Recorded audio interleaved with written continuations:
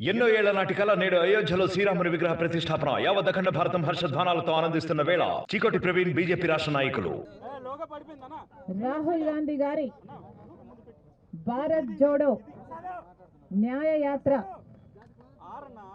ఉద్దేశము మన భారతదేశంలో మన హక్కుల కోసం కొట్లాడాల్సిన అవసరం వచ్చింది కాబట్టి భారత పౌరుల హక్కులు కూడా వాళ్ళకి అందటం లేదు కాబట్టి భారతదేశ పౌరుల హక్కుల కోసం కొట్లాడే దిశగా రాహుల్ గాంధీ గారు భారత్ జోడో న్యాయయాత్ర మొదలుపెట్టారు.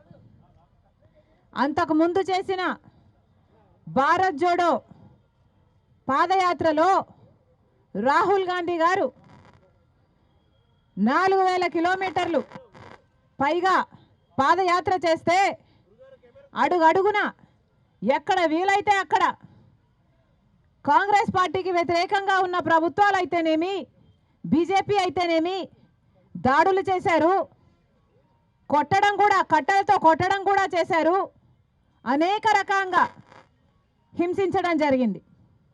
నిన్న అస్సాంలో రాహుల్ గాంధీ గారు స్వయంగా భారత్ జోడో న్యాయయాత్ర చేస్తుండగా హఠాత్తుగా బీజేపీ గుండాలు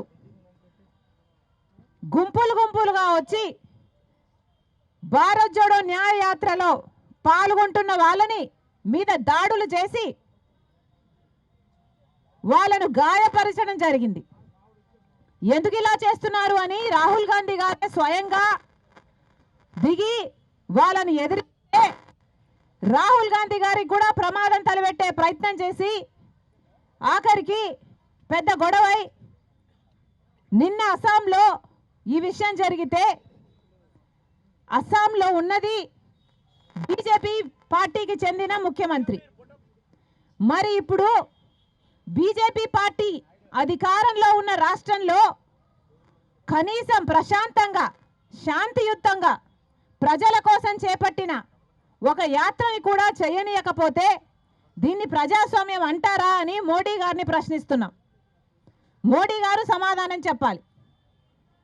ఈ రాష్ట్రంలో ప్రజలందరూ ఉన్నారా, లేకపోతే కేవలం బీజేపీ పార్టీ కార్యకర్తలు, బీజేపీ పార్టీకి చెందిన నాయకులు, ఆర్ఎస్ఎస్, విహెచ్పి ఇలాంటివి మీకు మాత్రమే చెందిన వాళ్ళు ఈ దేశంలో ఉండాలా? ఇక ఎవరు మిగతా వాళ్ళని ఎవరిని బ్రతకనివ్వరా, ప్రశాంతంగా ఉద్యమాలు కూడా చేసుకొనివ్వరా, ప్రజల కోసం కనీసం కొట్లాడనివ్వరా అని మోడీ గారిని అడుగుతున్నా. మోడీ గారు దేశ ప్రజలకు సమాధానం చెప్పాల్సిన అవసరం ఉంది. ఈరోజు రాహుల్ గాంధీ గారు అస్సాంలోనే ఒక గుడికి వెళ్ళాలనుకుంటే ఆ గుడికి కూడా రాహుల్ గాంధీకి వెళ్ళకూడదు, అనుమతి లేదు అని అనుమతి నిరాకరించారు. బీజేపీ ప్రభుత్వము అస్సాంలో ఉంది, ఆ ప్రభుత్వం అనుమతిని నిరాకరించారు. ఎందుకు నిరాకరించారయ్యా అని అడిగితే ఎక్కడో అయోధ్యలో రామ్ మందిర్ ఏర్పాట్లు జరుగుతున్నాయి, ఆ కార్యక్రమం అక్కడ జరుగుతున్న సమయంలో ఇక్కడ అస్సాంలో రాహుల్ గాంధీ గారు గుడికి వెళ్ళకూడదట. ఇది ఎక్కడ న్యాయమని అడుగుతున్నాం. అంటే గుడికి వెళ్ళడానికి కూడా మోడీ గారి పర్మిషన్ కావాలా? గుడికి వెళ్ళడానికి కూడా బీజేపీ పర్మిషన్ కావాలా?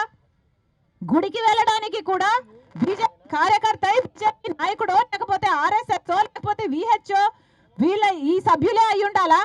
సామాన్య ప్రజలకు కనీసం గుడికి వెళ్ళే హక్కు లేదా అని అడుగుతున్నాం. ఎందుకు నిరాకరించారో మోడీ గారు, అస్సాం చీఫ్ మినిస్టర్ సమాధానం చెప్పాల్సిన అవసరం ఉంది.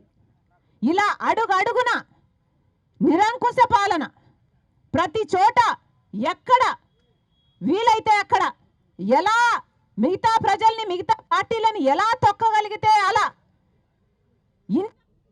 ఇంత నీచమైన పరిపాలన చేస్తుంటే దీని డెమోక్రసీ అని ఎలా అంటారు, ప్రజాస్వామ్యం అని ఎలా అనుకోమంటారో మోడీ గారు సమాధానం చెప్పాలి.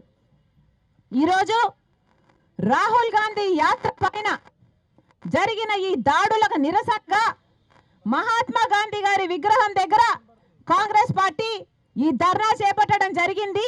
ఈ నిరంకుశ పాలన ఆగాలి, ఇది ప్రజాస్వామ్యం అని బీజేపీ పార్టీ మోడీ గారు గుర్తుపెట్టుకోవాలి. ప్రజాస్వామ్యంలో శాంతియుతంగా చేస్తున్న ఏ కార్యక్రమైనా ప్రతిపక్షాలు చేసుకొనివ్వాలి. మరొకసారి మోడీని హెచ్చరిస్తున్నాం. ఎలక్షన్ల సమయము ప్రజలు గమనిస్తున్నారు. మీ నిరంకుశ పాలన మీరు ఆపకపోతే ప్రజలు మీకు బుద్ధి చెప్పే సమయం వచ్చిందని మోడీ గారిని హెచ్చరిస్తున్నాం.